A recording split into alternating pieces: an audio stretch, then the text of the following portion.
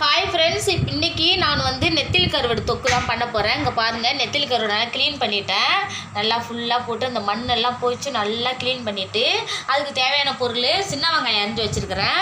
அப்புறம் வந்து தக்காளி கட் பண்ணி வச்சுருக்கேன், கருவேப்பிலை, பூண்டு, பச்சை மிளகாய். வாங்க நம்ம செய்கிறத பார்க்கலாம் வாங்க.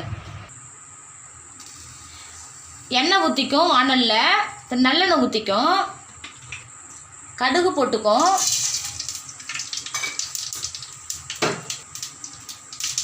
ஜீரகம் போட்டுக்கும், வெங்காயம் போட்டுக்கும், சின்ன வெங்காயம் போட்டுக்கும், பச்சை மிளகாவும் போட்டுக்கும், தக்காளி போட்டுக்கும்,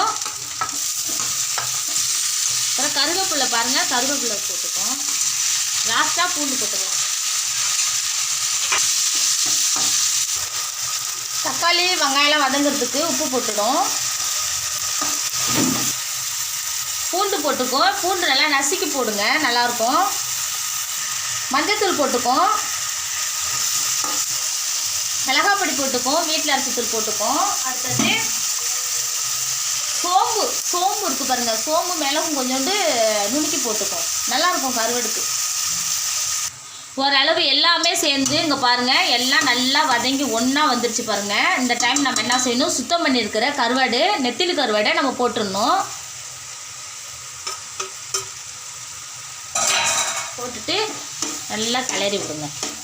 நல்லா வாசனையாக, அந்த கருவாடு போட்டோன்னே ஒரே வாசனையாக இருக்குது பாருங்கள். நெத்திலி கருவாடு நல்லாயிருக்கும். இதுமாரி செஞ்சு சாப்பிடுங்க, சூப்பராக இருக்கும். ரசம் வச்சிங்க, சாம்பார் வச்சுக்கலாம், எதுக்கு வேணாலும் இந்த நெத்திலி கருவாடு நம்ம தொட்டுக்கலாம். தேவையான அளவு தண்ணி ஊற்றிக்கும், அப்போ தான் கொஞ்சம் கருவாடெல்லாம் நல்லா வெந்து வரும். இங்கே பாருங்கள் நல்லா கொதி வந்துருச்சு. இங்கே பாருங்கள், எல்லாம் நல்லா கரெக்டான நேரத்தில் நம்ம என்ன செய்யணும்னா, எப்போதுமே உங்கள்கிட்ட சொல்லியிருக்கேன், மீன் குழம்பு, காரக்குழம்பு, கருடு குழம்புக்கெல்லாம் நல்லெண்ணெய் ஊற்றுங்க. இறக்குற டைமில் கொஞ்சம் டேஸ்ட்டு நல்லா கூட்டி கொடுக்கும். இங்கே பாருங்கள், இதுமாதிரி நல்லெண்ணெய் ஊற்றுனீங்கன்னா நல்லாயிருக்கும். எவ்வளோ அழகாக வந்துருக்கு பாருங்கள்.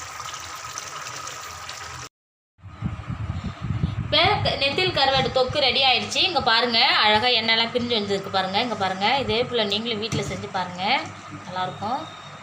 இது மதிய லஞ்சுக்கு தான் பாருங்கள்.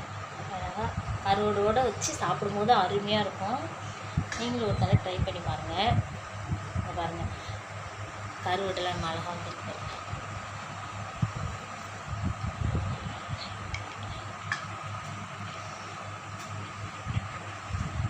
பாருங்கள், கருவாடு வச்சு இந்த மாதிரி கருவாடு எடுத்துங்க கையில், இந்த சாதத்தில் வச்சு சாப்பிடும்போது அருமையாக இருக்கும். இங்கே வருங்க, எனக்கு ரொம்ப பிடிக்கும். எல்லாருக்கும் பிடிக்கும்னா கமெண்ட் பண்ணுங்கள்.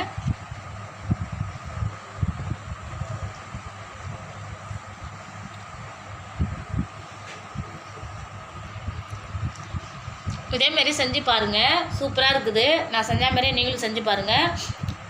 இந்த வீடியோ பிடிச்சிருந்தால் லைக் பண்ணுங்கள், ஷேர் பண்ணுங்கள், கமெண்ட் பண்ணுங்கள், சப்ஸ்கிரைப் பண்ணிட்டு பக்கத்தில் பெல் ஐக்கானை கிளிக் பண்ணிடுங்க. தேங்க்யூ.